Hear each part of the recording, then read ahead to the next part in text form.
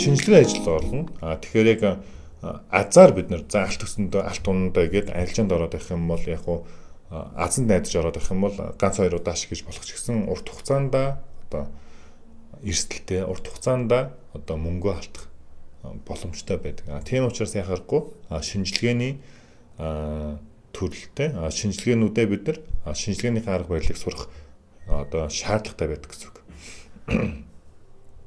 За тэгвэл шинжилгээнд дэр суур шинжилгээ гэж байна тийм. За суур шинжилгээ гэдэг маань ер нь бол яг эдийн засгийн мэдээллүүд энэ суур шинжилгээнд ордог.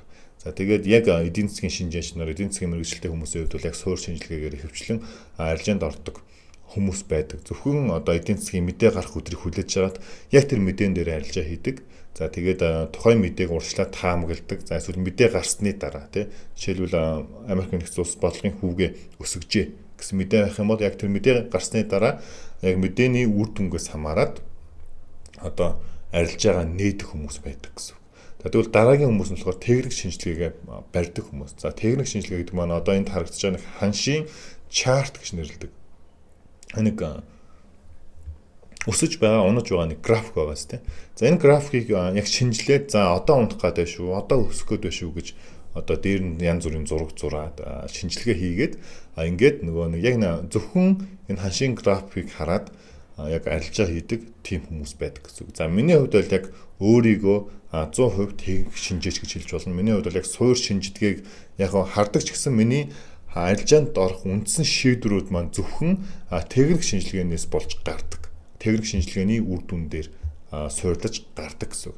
За тэгээ хослуулдаг арилжаач бас байна. Суур шинжилгээг хослуулад техник шинжилгээг хослуулад арилжаанд ордог хүмүүс бас байдаг гэсэн. За ийм байна. За тэгээд яг суур шинжилгээг яг ингээд бүр илүү судлах гэвэл мэдээж хэрэг бидний хувьд яг эдийн засгийн талдаа мэрэгжлийн англи хэл хэрэгтэй. За дээрэс нь эдийн засгийн тодорхой хэмжээний одоо мэрэгжилтэй байвал эсвэл хэдэн жил судалсан байвал хамаагүй их давуу тал болдог гэсэн. Харин техник шинжилгээг бид нар яг монгол хэлээрээ. За яг монгол трейдерээс тий одоо ингээд сурах боломж байна. За тийм учраас яг та бүхэн маань аль алийг нь хослуулбал зүгээр ч гэсэн ер нь бол миний туршлагаар бол яг техник шинжилгээгээ маш сайн сурах юм бол энэ техник шинжилгээнд дээр яг тухайн зах зээлийн хөдөлгөөн яг ингээл одоо дүрээр ингээд харагдаж байдаг шүү. За тэгэхээр энэ шинжилгээг бид нар сурах нь маш чухал гэсэн үг. За тэгвэл ингээд ханш маань унаад байдаг, өсөөд байдаг. За тэгвэл энэ ханшийг яг юу хөдөлгөөд байгаа юм бэ те? Яг юу хөдөлгдөг болоод бид нар энэ дээрээс ашиг эсвэл алдагдал хүлээх боломжтой юм байна. За мэдээж хэрэг бид нар яг суур эдийн засаг. За суур онлоо бодох хэрэгтэй. Бараа таваар юу яагаад өсдөг вэ? Яагаад унддаг вэ? За мэдээж хэрэг нь бол эрэлт нийлүүлэлт.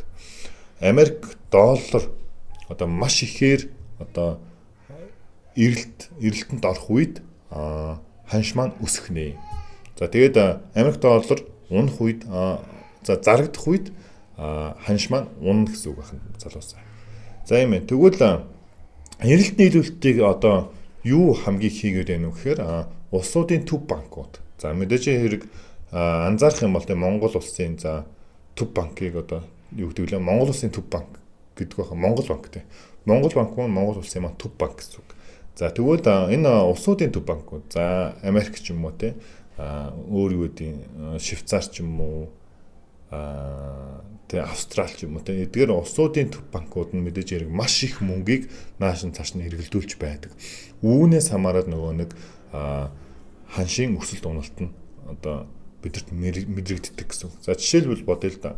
За Америк нэгдсэн улсын төв банк Японы йений нөөцгүй болсон юм байна.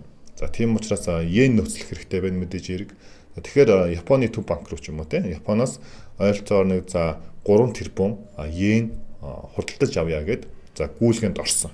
За тэгээд гүйлгэнд оронгууд мэдээж хэрэг маш их хэмжээний мөнгө худалдан авагдаж, йен худалдан авагдаж байгаа учраас йений ханш тухай мөчөд тодорхой хэмжээгээр өсөж болно. Ягаад гэвэл эрэлт гараад ирсэн учраас гэсэн. Гэх мэтчлэн одоо үүнээс хамаардаг. За тэгээд дээрэс нь хөрөнгө оруулалтын сангууд болон тийм маш том одоо нэг хөрөнгө оруулалтын сангууд байдаг. Эднээс хамаарат ханш маань хөдөлдөг байх нь. Тэгээд үүнээс гадна мэдээж хэрэг арилжааны жижиг банкуд орно. За жижиг банкудаас гадна одоо бидний хувьд бол яг нөгөө жижиглэнгийн худалдаачид буюу зүгээр одоо арилжаач трейдерүүд байгаа маа. Тэгэхээр бид нар одоо өнөөдөр худалдаа авалт хийлье гэж бодоход яг нэг хүн байна уу, мянган хүн байна уу, ер нь л энэ ханшинд нэг амар нөлөөлж чаддаггүй. Тийм учраас яах ёстой вэ гэхээр яг үндсэн одоо энэ аккуудууд гэж нэрлэдэг шүү дээ. Энэ их хэмжээгээр мөнгө одоо эргэлдүүлж байгаа энэ хүмүүсийн одоо чиг хандлагыг хараад яг тэн дээр нь дөрвөлөөд бидний хувьд бол шинжилгээгээ хийгээд арилжаанд оролцдог гэсэн үг байна. За тэгээд Forex арилжаачдын нэг давуу тал байгаа. Тэр нь ажлын 5 өдөрт 24 цагийн хугацаанд арилжаанд оролцох боломжтой. Өөрөөр хэлбэл яг 24 цаг тасралтгүй суун гэхээсээ илүү ажил хийдэг хүмүүс маань ажлын бусад цагаар. За тэгээд за гэртээ хүүхдээ хараад сууж байгаа ээжүүдийн хувьд бол яг нөгөө нэг өдөр хүүхдүүдээ сургуульд явсан хойгоор ч юм уу тийм.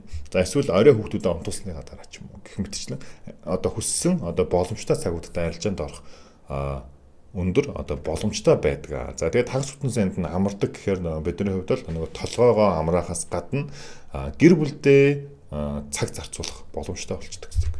За тэгээд биржүүдийн цагийн хувьар. За мэдээж хэрэг тэгвэл яагаад 24 цагийн туршид бид нар арилжаанд орох боломжтой байдаг юм бэ гэж байна.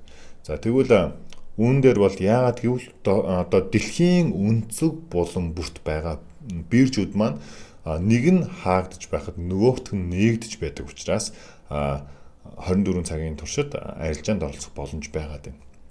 За тэгвэл дэлхийн хамгийн том 4 бирж байна. За энэ биржүүдээс харах юм бол Лондонгийн бирж, Нью-Йоркийн бирж, Токиогийн бирж, Сиднейн бирж гэдэг ингээд 4 бирж. За тэгээд энэ цаг нь болохоор яг Монгол цагаар ажилтдаг цаг нь шүү. Ажилтдаг цаг нь гэж харагдаж байна.